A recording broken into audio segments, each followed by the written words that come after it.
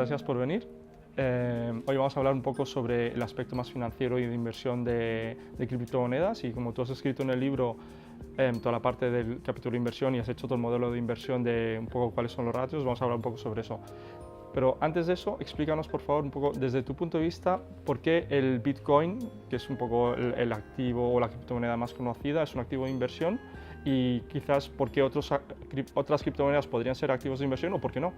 Sí, a ver Alex, aquí un poco el tema está en cómo definimos lo que es un activo financiero. ¿Por qué? Porque cuando pensamos en cómo canalizar nuestro ahorro, pensamos en acciones, pensamos en bonos, pensamos en divisas, si me apuras también en materias primas, incluso en real estate.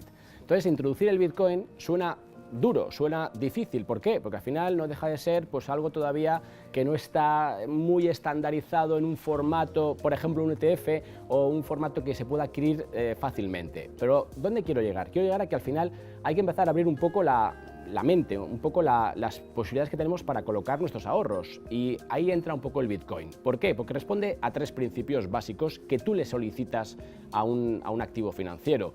Primero, lo que es la liquidez. El Bitcoin está actualmente, ya no podemos poner, podemos criticar muchas cosas de esa criptomoneda, pero no justo lo que es la liquidez, que también luego lo enlazamos con lo siguiente que tú me estabas preguntando. Tenemos que ver cuál es la rentabilidad que ese activo me ofrece y cuál es el riesgo. El riesgo aquí tenemos que medirlo, digamos, en la forma en que la comunidad, que es la que al final está, digamos, haciendo que la oferta y demanda influya en el precio, me da la garantía de que yo cuando quiera recuperar, cuando quiera vender esos bitcoins, pues voy a tener, digamos, posibilidad de hacerlo. Entonces eso ha cambiado mucho. Es verdad que hace unos años, pues digamos, teníamos ciertos problemas, era más difícil, había que irse, pues eso, era un proceso complicado, pero hoy en día ya ese principio ya se ha superado, porque existen esos brokers financieros, existen, digamos, esas exchanges que te permiten acceder, con lo cual tienes que ver que tu perfil de riesgo obviamente no es el mismo que el de un señor que está comprando unas telefónicas para cobrar un dividendo, pero para ese perfil de riesgo que en el 2013 era muy arriesgado, ahora es un perfil de riesgo arriesgado, a secas. Entonces, el Bitcoin nos permite pues, poder empezar a ver algún activo distinto en el cual no vamos a colocar el 100% de mi posición. Luego, si quieres, vemos un poco detalles, si vamos a poder colocar una posición un pelín más pequeña. ¿A cambio de qué? De mayor rentabilidad con un poquito más de riesgo. Entonces, como eso se cumple, el Bitcoin entonces ya debería ser considerado como un activo más de inversión. Las otras criptomonedas que me decía, los otros tokens, pues yo creo que con el tiempo vamos a empezar a verlos también. Claro, hablamos del Bitcoin, hablamos de 15.000 millones, digamos, de capitalización, hablamos de 50 millones de euros que se negocian cada día, o dólares, ahora que están casi con la paridad de 1 a 1. Si vamos a otras monedas, a otras criptomonedas, pues sí que vamos a tener poco a poco incorporaciones. El Ethereum, por ejemplo, es la que ahora más está destacando, y las demás, pues bueno, con más cautela, pero sí que podemos empezar a tener pues, una visión sobre ellas más positiva.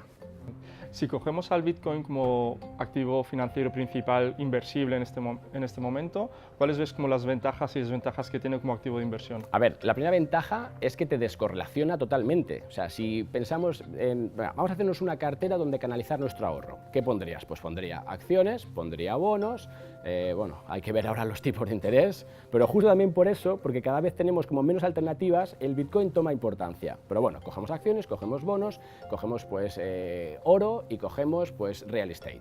Entonces, ¿cuáles son, digamos, ahí un poco las ventajas que decías? Pues que contra esos activos me descorrelaciona. Es decir, si las acciones suben, hoy pues el mercado sube un 5%, el mercado cae un 5%, el S&P, el IBEX, el Bitcoin no va con eso.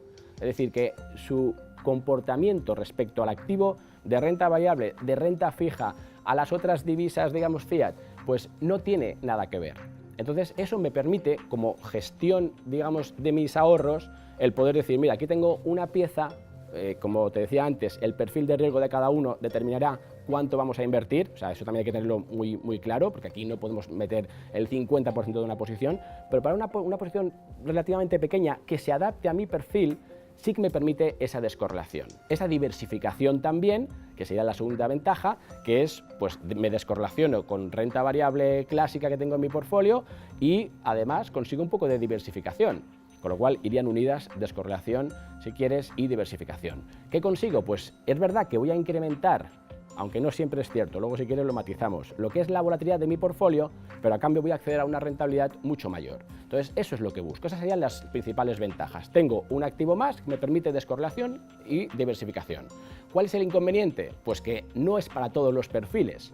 Entonces, esa es la verdad, o sea, al final, pues lo que decía, el señor que compra telefónicas, pues no vas a ponerle un 5% en bitcoins. Pues ¿por qué? Pues porque no tiene nada que ver con su perfil de riesgo. Pero si yo tengo un perfil de riesgo un poco, digamos, más agresivo, entonces, y veo las otras ventajas, eso me compensa. Luego también es verdad que un riesgo es el riesgo de, digamos, de acceso. Tú abres tu página de tu banco de toda la vida y puedes comprar telefónicas. El Bitcoin te requiere pues, que tienes que abrirte una cuenta en uno de esos exchanges, es decir, al final tienes que ir a través de una estructura un poco, digamos, más trabajosa, simplemente es eso, es decir, hay que dedicarle un poco más de tiempo. Pero una vez que la tienes y esa opción es segura, entonces ese riesgo también pues, lo puedes de alguna forma mitigar, incluso eliminar. Pero es verdad que ante una posición de, digamos, un inversor que quiere posicionarse, pues tiene que saber que esas son las ventajas y ese es un poco el inconveniente.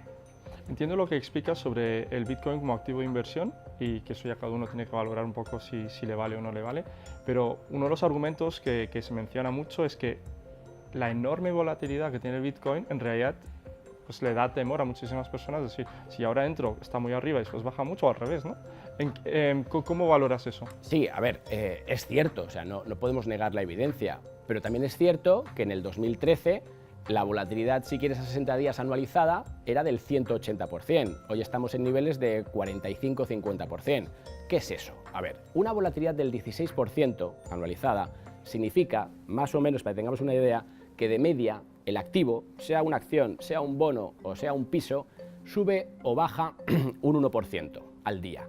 ¿Vale? Es decir, que si yo te digo el IBEX 35 tiene una volatilidad del 35%, te estoy diciendo que de media sube o baja un 2%, con lo cual ese es mi grado de riesgo, mi volatilidad si quieres. En el Bitcoin, claro, te decía que en el 2013 estábamos en 180% de volatilidad, eso es una burrada, se movía cada día un 15%, estamos de acuerdo.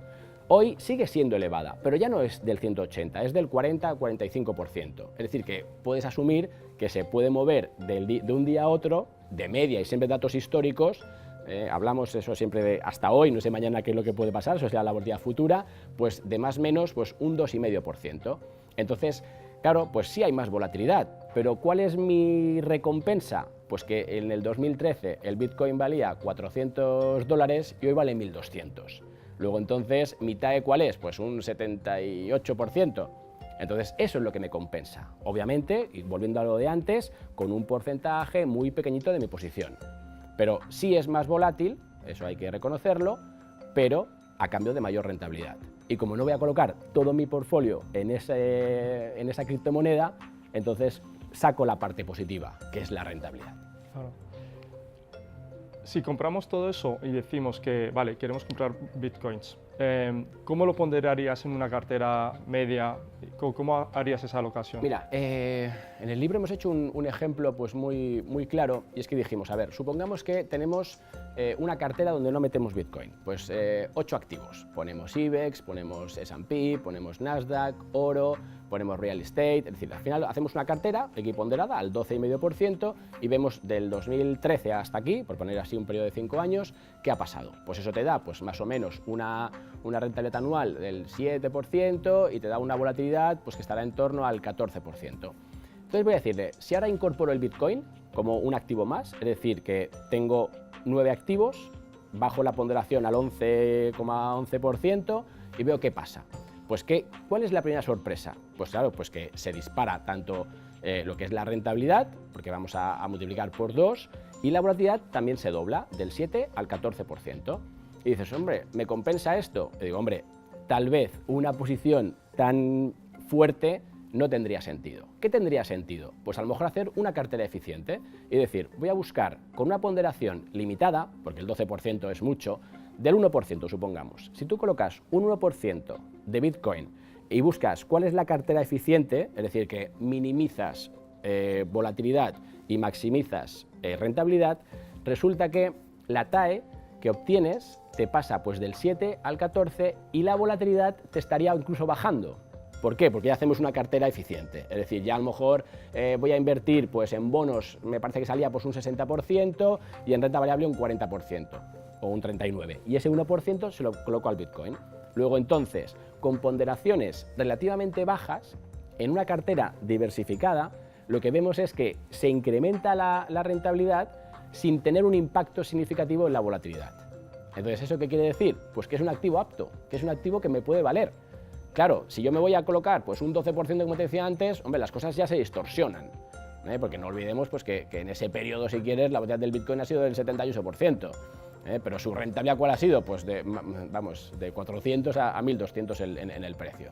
Entonces, eso es lo que hay que mirar. O sea, cuando construimos una cartera, pues ver cuál es nuestro perfil, o sea, qué puedo yo asumir para dormir tranquilo. Entonces, yo con un 20% de Bitcoin no duermo tranquilo. En cambio, con un 1% resulta que estoy incrementando mi posibilidad de rentabilidad sin tocar lo que es el riesgo. Es que eso es lo bonito. Y en el libro pues, hemos puesto un ejemplo que es muy claro, ¿no? Que como dices, caramba, hasta un 5% de peso que le puedo dar al Bitcoin, resulta que no me altera mucho la volatilidad total de la cartera, porque al final se me está compensando con otros activos, como por ejemplo los bonos. Entonces, esa es un poco la idea. En el libro, o sea, yo he escrito más contigo, en el libro hemos escrito juntos el capítulo de inversión.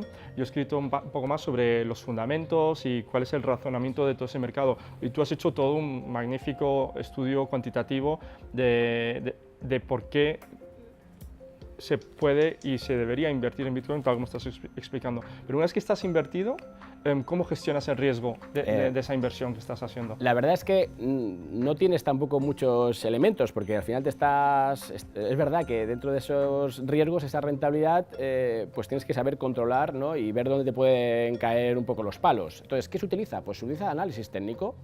Es la mejor forma en la cual tú puedes asignar pues, unos niveles a partir de los cuales quieres salirte.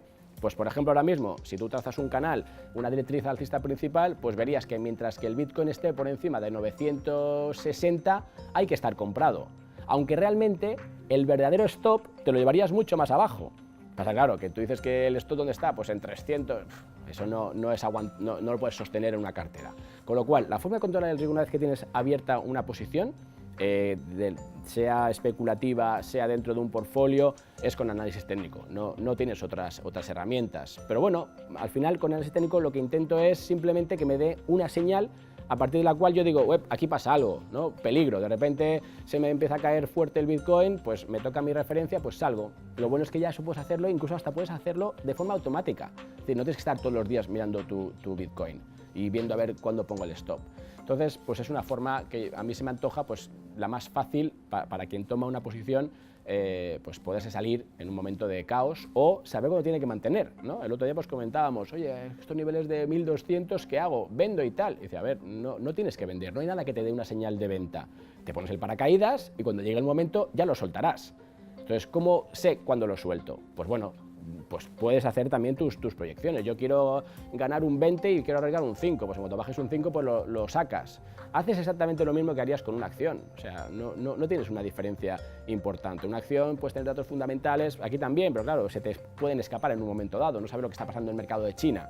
Entonces, ¿cómo es la mejor forma? Pues con el precio, pero también lo haces con acción, o sea que no estamos tampoco inventándonos nada. Es aplicar los sistemas de riesgo tradicionales al Bitcoin. ¿Por qué? Porque lo considero como un activo financiero más. Luego entonces, todo lo que me aplica para el resto de instrumentos que tengo en mi portfolio, los aplico aquí. No hago diferencia, porque ya he pasado el filtro de decir que es un activo financiero invertible. Claro. Pues Javier, muchas gracias. A ver qué nos da este año y en los próximos años la economía descentralizada de las criptomonedas y te agradezco mucho que hayas venido. Un placer.